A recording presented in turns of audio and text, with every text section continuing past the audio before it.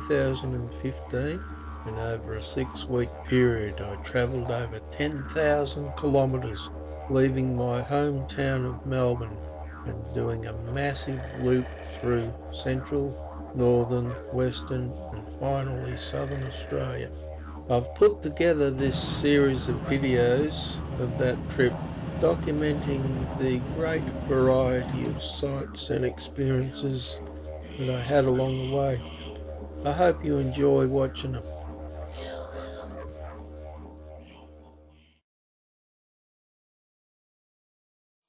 After my encounter with the cow mysteriously chewing on a dead fox's carcass, I was once again closing in on the border at a rapid rate.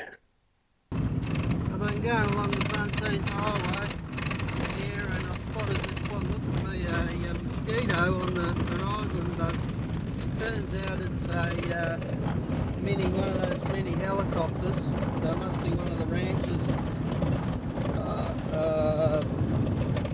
Here comes that helicopter. G'day, yeah, you're going.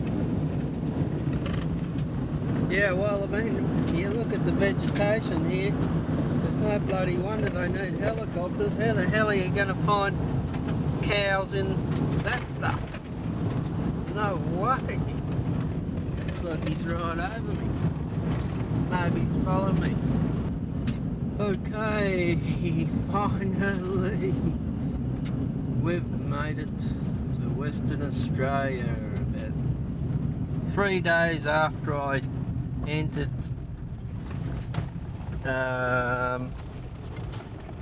Northern Territory. I've finally come to, that must be the border just there, where the grid is. I've finally made it to the good old, what do they call it, state? Great Sandy State, I don't know what they call it. But anyway, finally I've made it.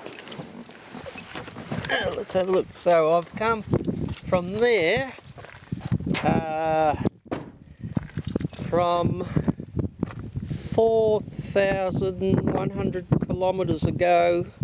I left Melbourne 6 and a bit days ago, and finally I've made it here to Western Australian border, which is right here.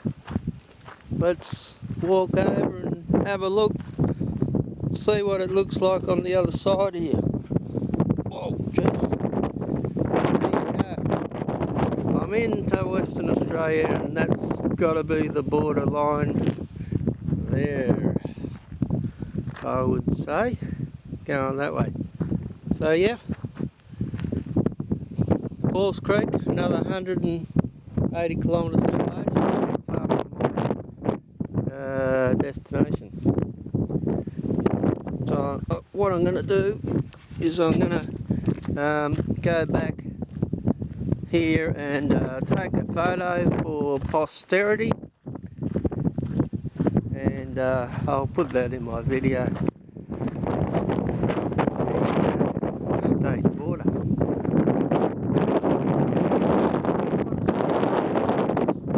Actually a beautiful sight. A little bit windy out today, but when you look around, I mean, it's pretty amazing. You could be anywhere in Australia. Like I could be in Victoria and you wouldn't know it. You know, I've seen land exactly the same in Queensland, New South Wales, South Australia, everywhere I've been. You could, you know, see land like this. So yeah, it's very unremarkable. Last night I camped back there down the road, about 100 kilometres back. I camped back there and just on the side of the road, I parked on the side of the road, and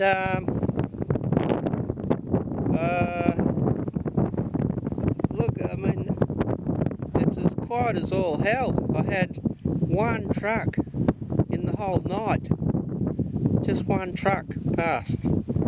I didn't hear or see anything the whole night.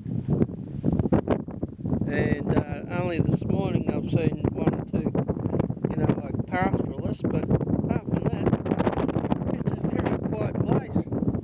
Take a look at this. I mean, you can just walk all over the road, you can set your tripod on the road.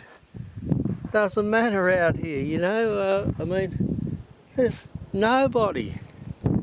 And this is a highway. This is the Bunteen Highway. Oh, you just gotta love the place. Such freedom. Total freedom, you don't have to worry, you do whatever you like out here. It's fantastic. Just love it. I was now right on the West Australian border, but a short while after crossing over into this great sandy state, the Bunteen comes to an abrupt end. Turn left and you find yourself on Duncan Road and headed for Halls Creek, only 170 kilometres away. I'm now on Duncan Road heading west to Halls Creek and about 170 kilometres to go. But so far the road's pretty good. I'm going at 110 and no problem so far. You remember I was talking about termites before and how they've made their mark on the country. I'm actually talking inside the car here because it's very windy, and I know when I go out you're going to get a lot of wind noise, so I'll say my bit here. But have a look at this. I've just come across this, is just amazing scenery through here. It's incredible. I've just come across this hill which is covered in termite mounds, so I've called it Termite Hill. That's my own particular branding. Have a look at this over here. Check that out. That's fantastic.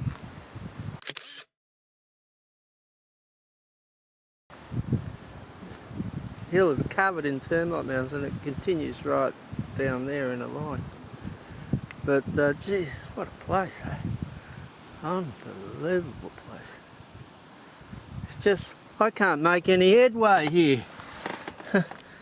Just everywhere I look, there's a fantastic photo. I just have to stop and take some footage. Continuing along Duncan Road, the scenery was getting more and more exciting with every kilometre. Not only was the terrain noticeably changing, so too was the vegetation and geology. Okay, I just had to stop here. This is just a beautiful area. I'm sorry about you'll probably get a lot of wind noise here, but I just had to stop here and have a look, take photos. It's a beautiful place.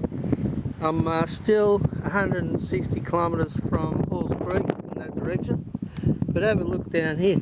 That's a beautiful place. Oh, it's magnificent. And look at the way.